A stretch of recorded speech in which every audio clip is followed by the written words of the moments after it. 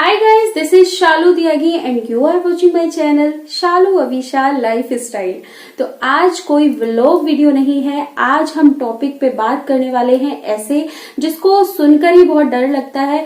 लोग बोलते हैं कि हम सबको पढ़ा सकते हैं, भाई हम टीचर हैं, है ना, कहने को बोलते हैं हम टीचर हैं, बट हम खुद के बच्चों को नहीं पढ़ा सकते। तो आज हम उसी टॉपिक पे बात करने वाले हैं कि हम अपने बच्चों को कैसे पढ़ाएं, कैसे उन्हें पढ़ाने के लिए कन्विंस कर सकते हैं ताकि हमें उनको ट्यूशन ना भेजना पड़े। आप खुद सोच के देखिए, ट्यूशन में बच्चा 1 घंटे 2 घंटे जाएगा, वहां पे 40 बच्चों के पास बैठ के पढ़ता है। हमें लगता है कि वो बहुत कुछ अच्छे से पढ़ के आएगा, लेकिन उतना ट्यूशन टीचर कैसे टाइम दे सकती है जितना आप उसको अच्छे से पढ़ा सकते हो। लेकिन हम लोगों के मन में यही रहता है। इवन मेरे खुद के हस्बैंड ने भी यही बोला था कि तुम कितना ही ट्राई कर लेना, लेकिन खुद के बच्चे को तुम नहीं पढ़ा पाओगे।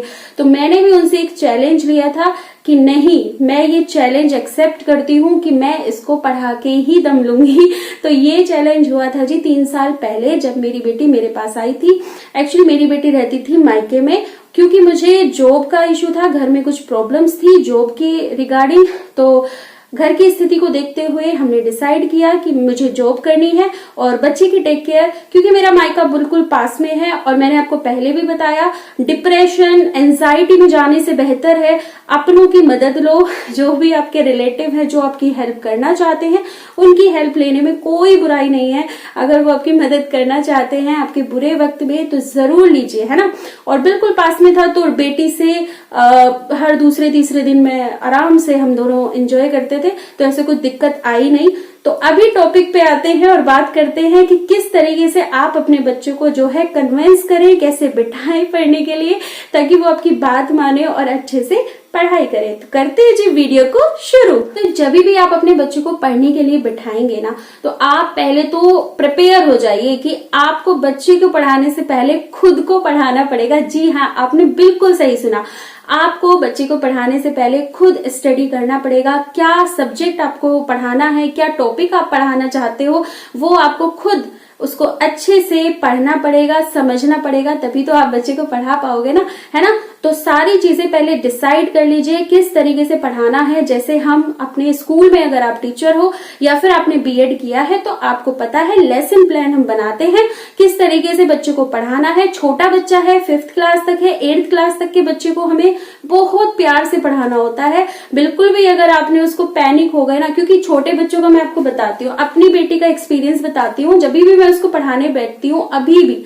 तो उसको हर 5 से 10 मिनट बाद ना बोलती है, मम्मा मुझे वॉशरूम जाना है, मम्मा ये चाहिए, मम्मा ये, मम्मा वो। तो अगर मैं उस टाइम पे उसको पैनिक कर जाऊं, उसको डांटूं, तो मुझे पता है वो बहुत ज्यादा डिमोटिवेट हो जाएगी, बिल्कुल नहीं पढ़ेगी। तो मैं क्या करती हूँ, आइए बताती हूँ। देखो, जब भी आप लेकर बैठ रहे हैं ना, तो आपको ध्यान रखना है उनका ज्योमेट्री बॉक्स, उनकी बुक्स, उनकी जो नोटबुक है, जो भी चीजें आपको पढ़ाई की चाहिए, वो सारी की सारी आपके पास रखी हो, ताकि बच्चा ये बहाने बिल्कुल ना मार सके कि मम्मा मुझे पेंसिल चाहिए, मम्मा मुझे शार्पनर चाहिए, मम्मा मेरी बुक नहीं है। सारी चीजें अगर आप पहले से ही रखोगे ना, तो बच्चा बिल्कुल भी आपको डिस्टर्ब नहीं करेगा। और ऐसे बिल्कुल मत सोचिए कि आप सोचो कि पूरा आधा घंटा बच्चा एक जगह बैठ के पढ़ लेगा। नो, ऐसा बिल्कुल नहीं होता है। आप उसको 15 मिनट पढ़ाइए, 2 मिनट का ब्रेक दीजिए, फिर से उसको पढ़ाने बैठिए और पढ़ाई को इंटरेस्टिंग बनाइए। जैसे हमारा विज्ञान जो हमारा विषय है, हमारा साइंस है, ईवीएस आपको बोलते हैं। छोटे बच्चों का ईवीएस होता है, जिसमें एसएसटी और साइंस मिक्स होके आता है। बड़े बच्चों का साइंस, मैथ है, साइंस की कोई भी सब्जेक्ट है, उसको किसी रियल लाइफ से जोड़कर उसको बताइए, तो उसको बहुत अच्छे से एंजॉय करे। तो सब्जेक्ट चाहे कोई भी हो, आपको उसको रियल लाइफ से जोड़कर उसको पढ़ाना है, इंटरेस्टिंग बनाना है।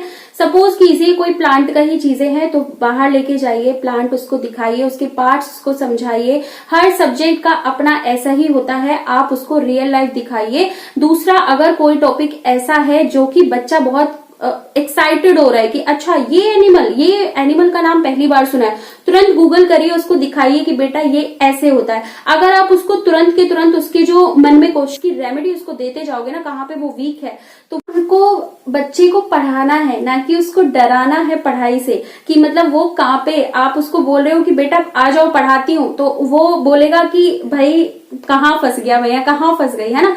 तो बच्चे को कोऑपरेट करो, बच्चों के अकॉर्डिंग उनको ट्रीट करो। और पता है मेरी प्रिंसिपल ना हमेशा कहती हैं, जो जहाँ पे मैं पढ़ाती थी पहले, कि if you are not able to teach your own kid then you don't have any quality of a teacher. अगर आप खुद के बच्चों को पढ़ा नहीं सकते, उसमें असमर्थ हैं, तो आप दूसरे बच्चों को नहीं पढ़ा सकते। आप कैसे टीचर बन सकते हो? पहले खुद के बच्चों पे अप्लाई करो, चाहे वो छोटे हैं चाहे बड़े हैं। और मुझे लगता है आज के जमाने में इतना तो सब पढ़े लिखे हैं कि अपने 8th क्लास तक के बच्चे को आराम से पढ़ा ले। हो सकता है मैथमेटिक्स में थोड़ी सी प्रॉब्लम आए, क्योंकि आजकल 1st स्टैंडर्ड में भी कुछ चीजें ऐसी हैं, तो खुद को भी अपडेट करना बहुत जरूरी है। जैसे मैंने पहले बताया, आपको भी पढ़ना होगा, आपको भी तैयार रहना पड़ेगा कि हाँ भाई। लेकिन मैं आपको फिर कहूंगी, ट्यूशन से बेटर घर पे पढ़ाई हो सकती है। बस आपको कोशिश करनी है। बच्चों को प्यार से समझाइए, पैनिक बिल्कुल मत करिए, उनको समझिए। अगर आप उनके ऊपर चिल्लाएंगे, आप सोचे कि नहीं भाई कैसे नहीं पढ़ रहा, तूने ये गलत कैसे किया, है ना, तुम्हें ये आता नहीं है, मैंने इतनी बार बता दिया तुम्हें। नो, बच्चा अगर थोड़ा सा कुछ अच्छा कर रहा है, उसको एप्रिशिएट करिए, उसको बहुत अच्छे से ट्रीट करिए। वेल डन, बहुत अच्छा, वाह तुमने बहुत अच्छा किया है। ऐसे आप बहुत अच्छा कर सकते हो, चाहे वो उसकी स्टडी हो और चाहे वो कोई भी गेम आप उसको खिला रहे हो। तो इन बातों का ध्यान रखिए और अपने बच्चे को घर पे पढ़ाइए। तो बाय बाय, मिलती हूँ नेक्स्ट वीडियो में। थोड़ी भी इंफॉर्मेटिव लगी हो तो वीडियो को लाइक शेयर करना, कमेंट करके बताना।